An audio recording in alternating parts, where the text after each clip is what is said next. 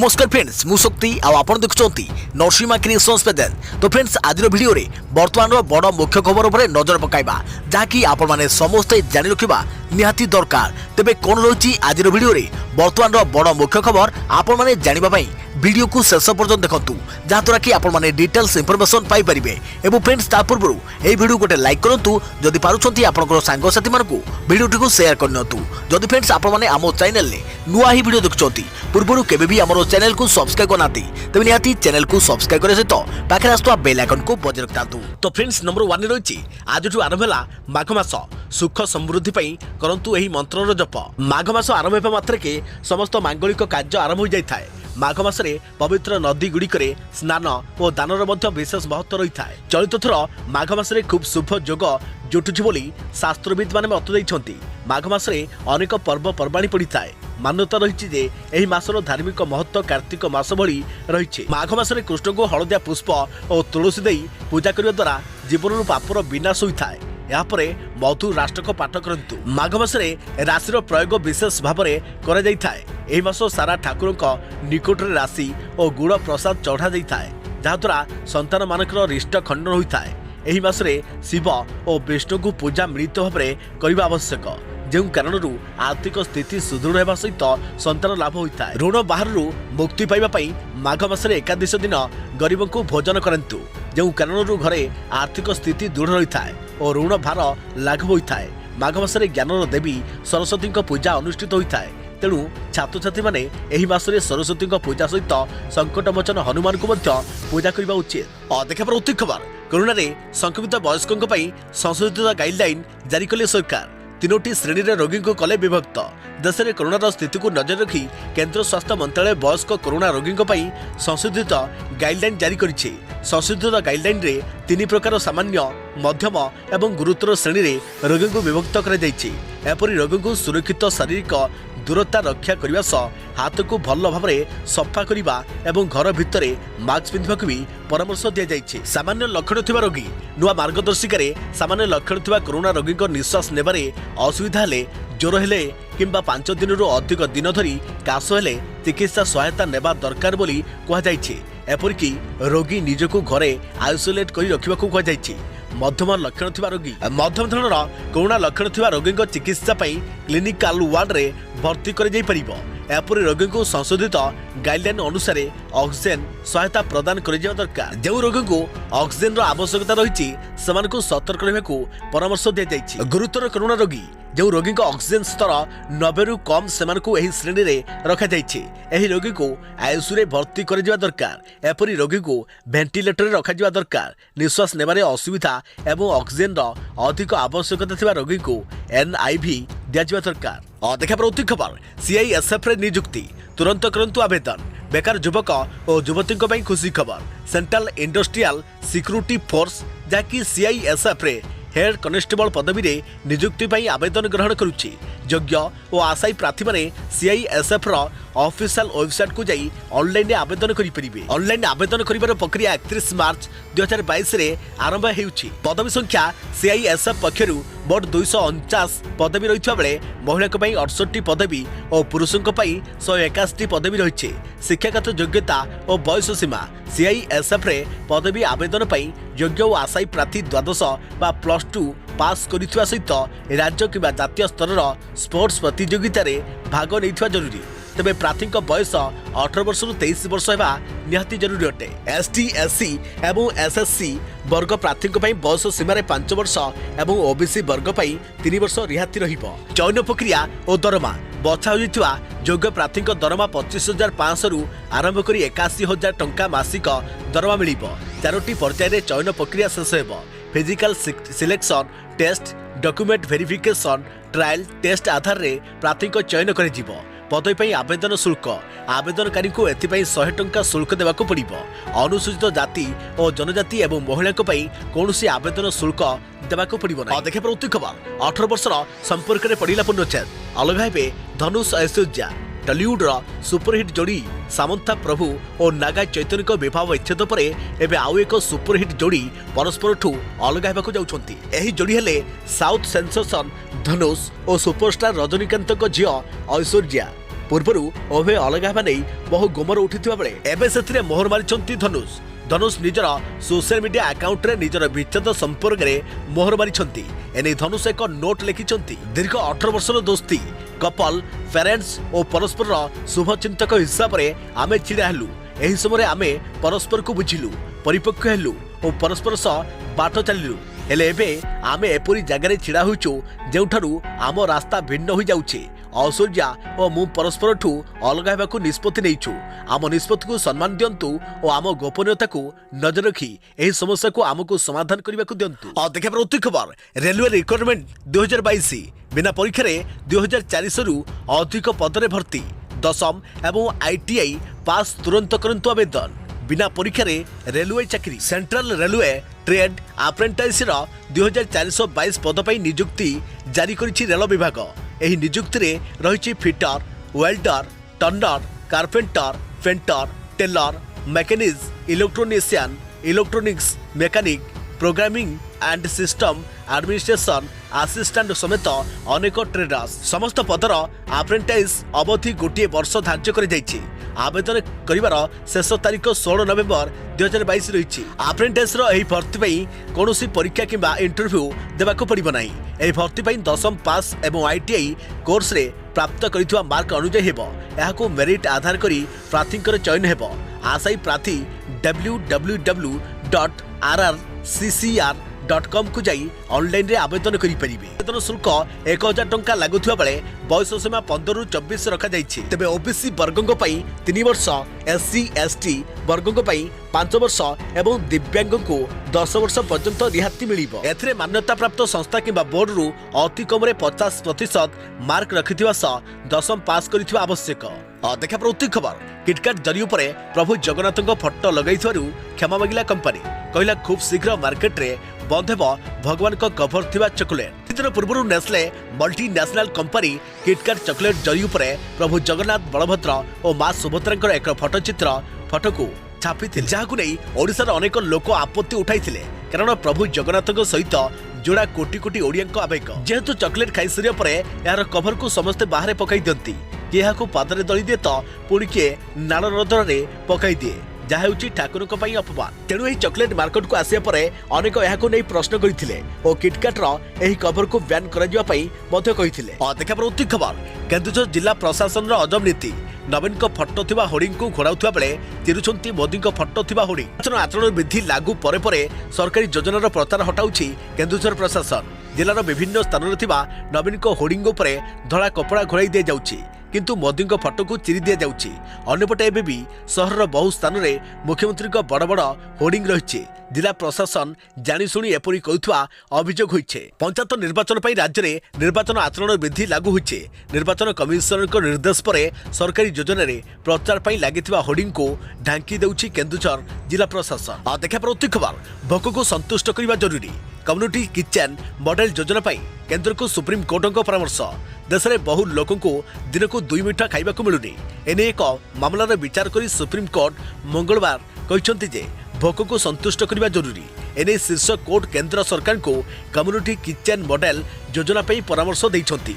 एने राज्य तथा केंद्र शासित अंचल को अतिरिक्त खाद्य सामग्री जोगाई देवा पर विचार करने लगी सर्वोच्च न्यायालय कहते। प्रधान विचारपति NV रमणा, विचारपति S बोपन्ना एवं हिमा कोहली नेतृत्व में गठित खंडपीठ क्षुधा जनित मृत्यु रोकवा लगी कम्युनिटी किचेन अपरिहार्य एक मामलार शुणाणी करी ए संपर्कित नीति प्रस्तुत करने को केंद्र सरकार को परामर्श देइछंती।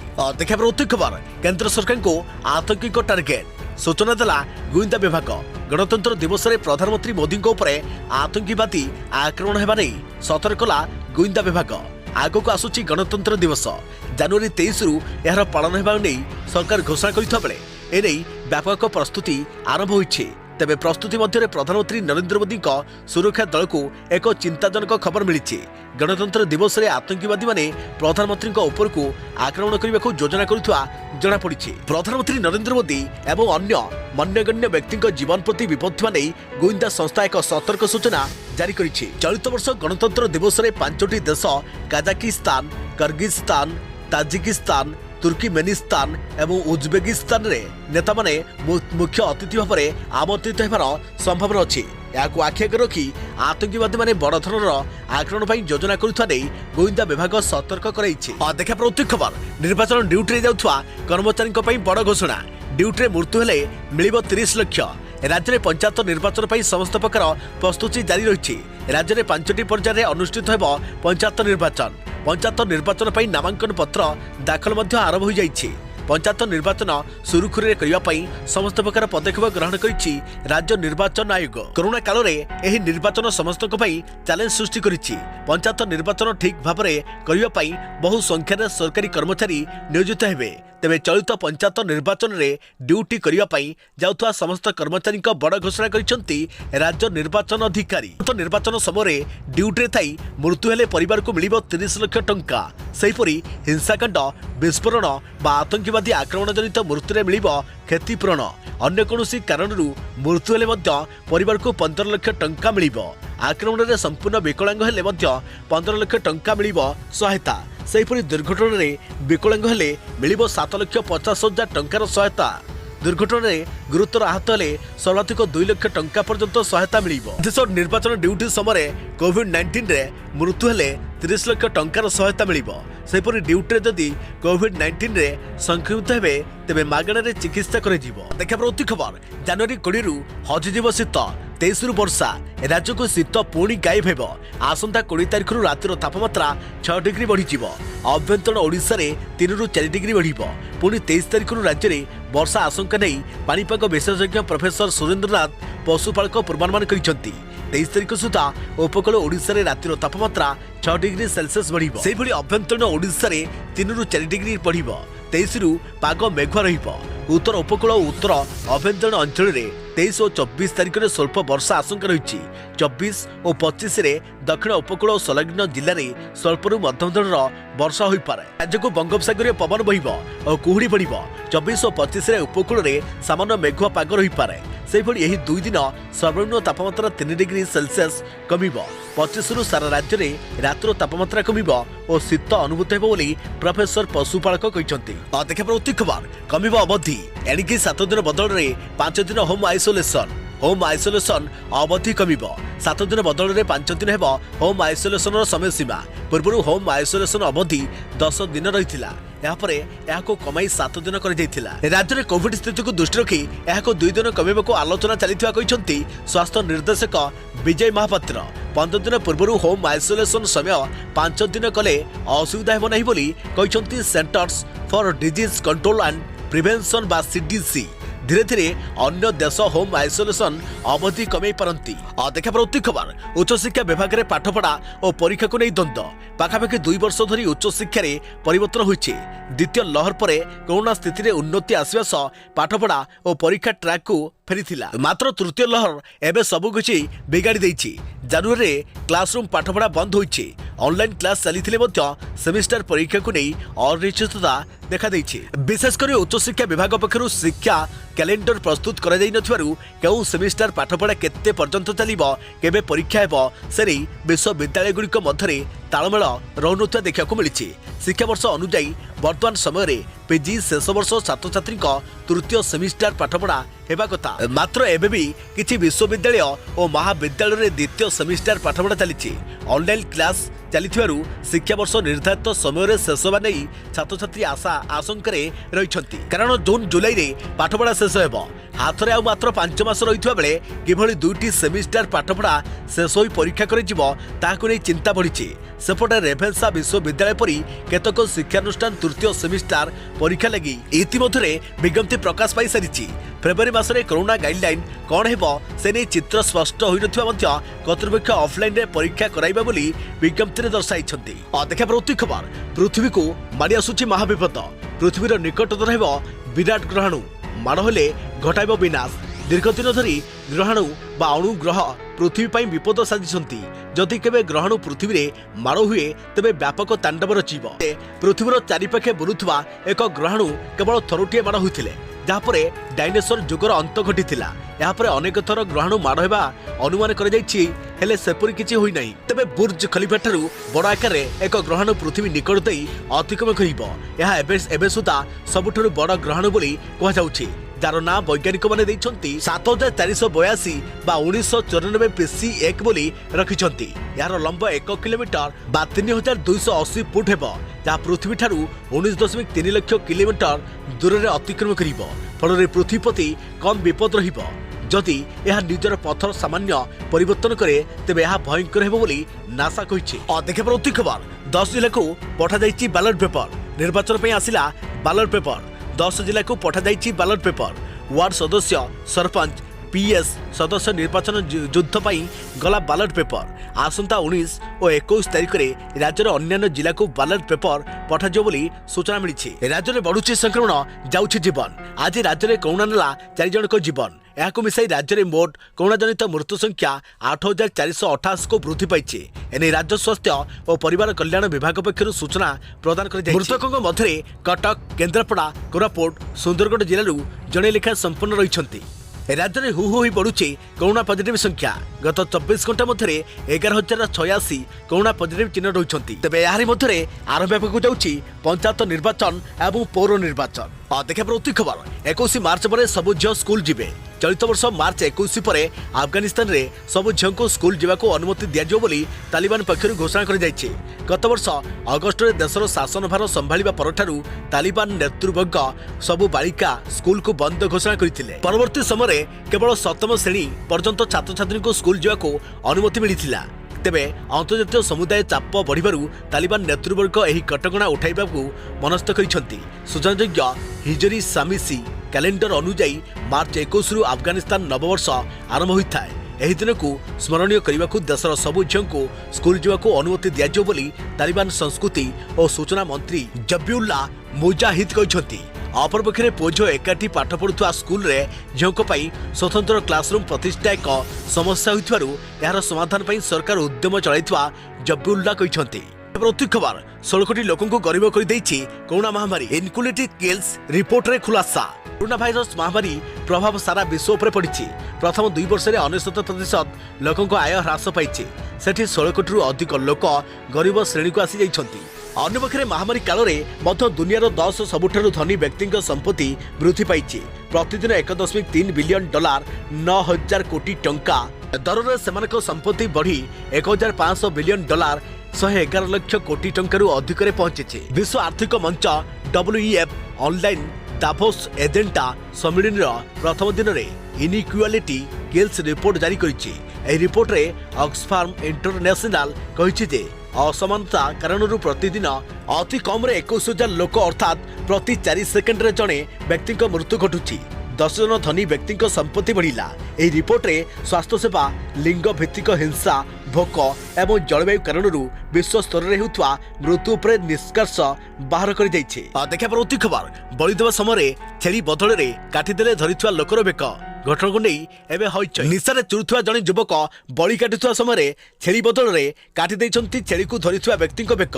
एही घटना स्थानीय अंचल में हईचई सृष्टि करिछि। एभली एक आश्चर्य करिया परि घटना देखा मिली आंध्र प्रदेश चित्तौड़ ठारे। बेक काटिबा फल उक्त व्यक्ति मृत्यु हो जाइछि।